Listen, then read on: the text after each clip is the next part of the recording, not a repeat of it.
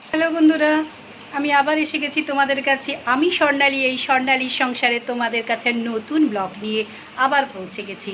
আমি খুব ভালো আছি, তোমরা কেমন আছো? নিশ্চয়ই খুব ভালো আছো। আমি তো সবসময় চাইবো তোমরা ভালো থাকো, তোমরা ভালো থাকলে আমিও ভালো থাকবো।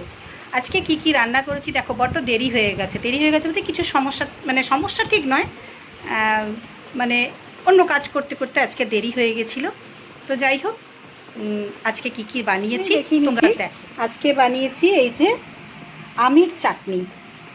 কাঁচা আম কিনে নিয়ে এসেছিলাম, এই যে আমের চাটনি বানিয়েছি দেখো।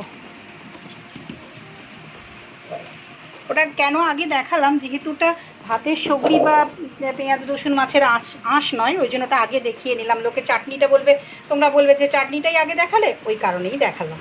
তো যাই হোক, এইটা হচ্ছে দুধেশ্বর চালের ভাত। এই দেখো ভাত করে নিয়েছি। কি পড়েছে, শাকের কোথায়,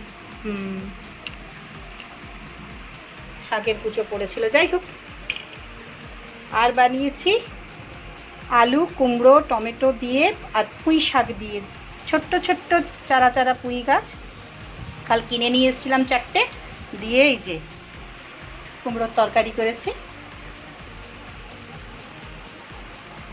আর স্পেশাল আইটেম বলতে এই যে পাবদা মাছের সর্ষে পোস্ত আর কাঁচা লঙ্কা বেটে নিয়েছিলাম। আর এই যে পেঁয়াজগুলো দেখছো, এই পেঁয়াজগুলো আমি সবসময় ডবগায়ে দিয়ে থাকি, তোমরা তো জানোই। যেটা কষার সেটা কষি, বাকি এগুলো ডবগায়ে দিয়ে থাকি। ফ্লেভার টেস্ট এবং দুটো তো থাকবেই, তাছাড়াও শরীরের জন্য ভীষণ ভালো। এখন তো গরম পড়ছে, শরীর গরম হবে আরও, এতে পেটের জন্যও ভালো, শরীর ঠান্ডা হবে। পেঁয়াজ তেলে ভাজলেই সমস্যা বেশি হয় শরীরের জন্য। তো যাই হোক, এই হচ্ছে আজকের আমার মোট আইটেম। বেশি কিছুই করিনি, অনেক বেলা হয়ে গেছে, এবার আমি ভাত বাড়বো। তোমরা লাইক শেয়ার কমেন্টটা প্লিজ করে দিও, আমার সাথে থেকো, পাশে থেকো। আর যারা এখনও সাবস্ক্রাইব করে উঠতে পারোনি, তারা সাবস্ক্রাইবটা করে নিও। তাহলে তোমরা খুব ভালো থেকো, হাসি খুশি আনন্দে থেকো। তোমাদের শুভ হোক, মঙ্গল হোক, এই কামনাই করি। তাহলে আজকের মতো রাখি, টাটা।